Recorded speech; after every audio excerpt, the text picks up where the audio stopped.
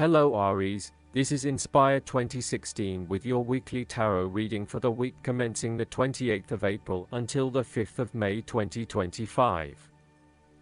The first card for you is representing, how do you feel about yourself?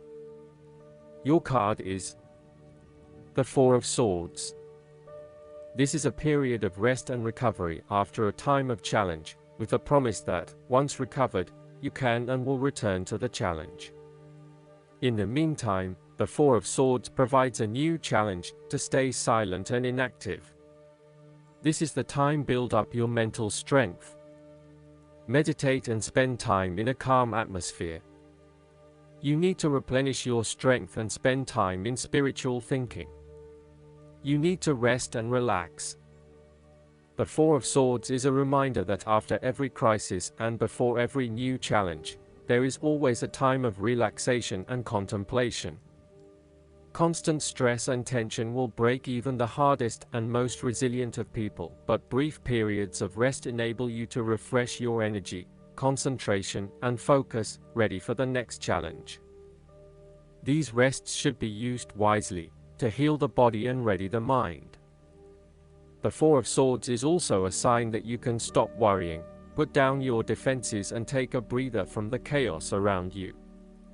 For the moment there is a truce and you can catch your breath without being attacked again.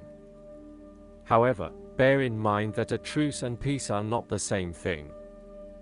The Four of Swords is a guarantee that challenges will return to your life as soon as you are ready to face them, so make the most of the stillness and quiet you have earned, but never lose sight of the fact that the battle is not yet over, and that there is still work to be done. The second card for you is representing, what do you want most right now? Your card is the Six of Cups. What do you want most right now is to return to the happy memories of your past, whether as a child, teenager, or adult. Oftentimes, though, these memories are indeed a thing of the past and reflect aspects of your life that have since vanished. You may feel that the only way to connect to this happiness is to escape into the past where you can reflect on your happy and beautiful memories, instead of dealing with current challenges. This is fine if you are simply taking a walk down memory lane, but it is important that you live in the present and accept your current circumstances rather than always living in the past. Oftentimes, there is nothing wrong with looking back at the good times for inspiration when things are not going so well. In the midst of change and crisis, the Six of Cups suggests that looking back at what you have endured is a good way to assure yourself that, whatever trials lay ahead, you will meet them and you will overcome them as you overcame others. You need to take time out to heal, look back on the past and all the good that lies there. During this period of reflection, there is no need to focus on the negative. Instead, bring all of the positive energy from the past into your present and your future. The fallen cups are now full and upright again, but with blooming flowers that cannot be spilled or washed away. Now that you have looked back, the way forward will be clear and enlightening. The third card for you is representing your fears. Your card is the King of Pentacles.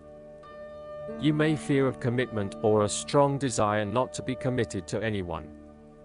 You may have thought you met the man of your dreams or your future husband in this person, but you have quickly come to realize that he is not what you are looking for. He may not be as reliable or dependable as initially thought, and instead he has become overly controlling, authoritative and possessive in your relationship with him. There is a man in your life who will do anything for money. He is impressed by other people's status and social position and will readily say yes to any requests from those above him. At the same time, he can be either a workaholic or an extremely lazy man who expects others to look after him financially. He may care only for his possessions and uses other people to gain them. He may be someone who marries for money, leaving the person only when he has gone through all of their resources. The King of Pentacles can be highly rigid in his approach, so when this king shows up in a reading, look at your life, Are you feeling stuck in a rut?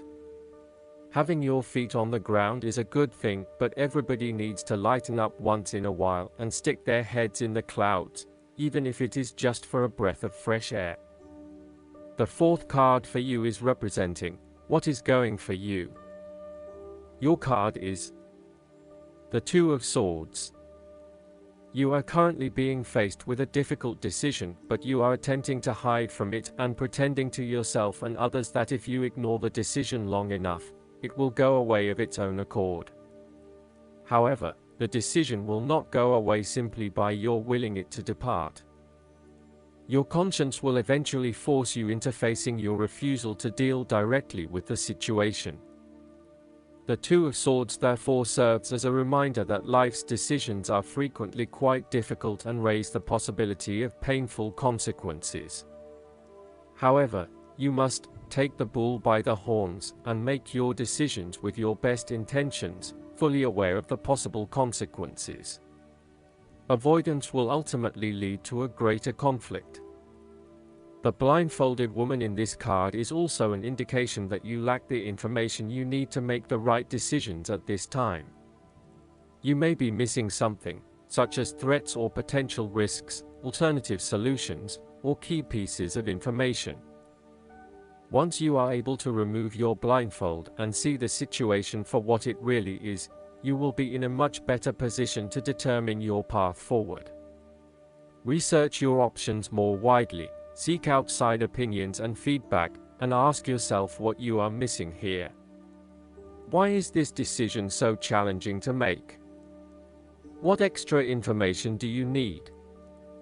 The fifth card for you is representing what is going against you. Your card is the King of Wands.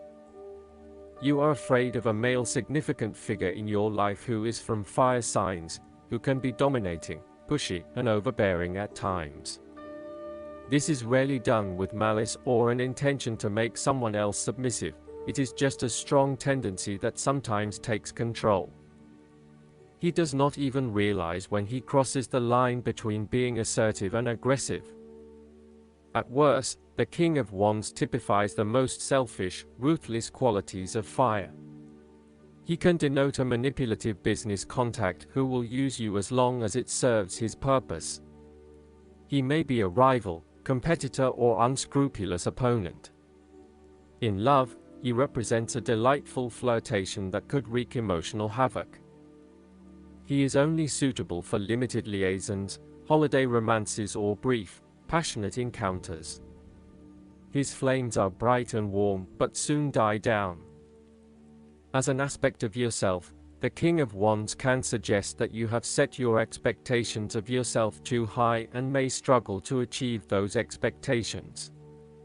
As such, you may end up feeling like a failure because you have not been able to achieve what you want in both areas of your life. Set more realistic goals for yourself and know that you cannot do everything nor please everyone.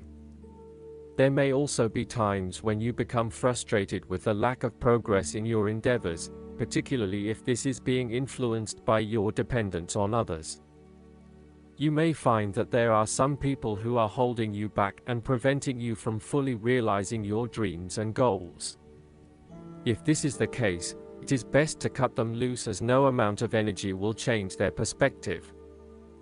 You may also need to be a bit more lenient on others and accept that not everyone has as much energy and drive as you to achieve results. Accept what they have to offer and do not expect anything more. The last card for you is representing the likely outcome that you may have. Your card is the Four of Cups. You are dissatisfied with the status quo. You may be feeling disengaged, apathetic, or unmotivated. Life has become stale or flat, and there is little that excites you anymore. To overcome this, the Four of Cups suggests a need to re-evaluate your situation and to look deep within your own psyche to find understanding and meaning. Turn your attention inward to find the truth for which you are searching. Avoid distractions and examine your heart and mind to gain clarity. There might be an offer has been presented to you, but you are holding off making any sort of decision or evaluation of that opportunity until you have had more time for reflection and consideration. Notice that while the man in this card has not accepted the offer being presented to him, he has not completely rejected it either. The cup will continue to be there, and the decision to accept or reject it can be made at any point. For now, though, it is the time for contemplation, research, and meditation. When all of the answers are in, and it feels right emotionally, then you can take action, but in the short term, you do not need to make an immediate choice. Similarly, the Four of Cups signifies disappointment in someone or in a situation. You may be growing tired of the same old struggle that has been carried on too long in the past. As a result, you have started to withdraw and go within yourself to seek greater peace and tranquility. If you are becoming particularly pouty or sulky about your predicament, the Four of Cups is then a call to action. It is time to wake up, be alert, and to be open to new experiences that offer a more positive outcome. The Four of Cups can sometimes point to defensiveness. This can be noticed in the body language displayed in the crossed arms and legs of the man on the card. He chooses to ignore the possibility of what the cup has to offer. Possibly he has been hurt emotionally before, as this is the Suit of Cups, and he is fearful to expose himself to that again, hence he is closing himself off to this opportunity. Consider what opportunities you are ignoring or declining, and ask yourself whether this is because you truly believe you would not benefit from it, or whether this is because you are fearful of what may follow. Be mindful of any defensiveness in your responses and reactions. Last but not least, the guidance card for you is the Gracefully Aging. You received this card because heaven can see your inner and outer beauty and wants you to appreciate your divine magnificence, too.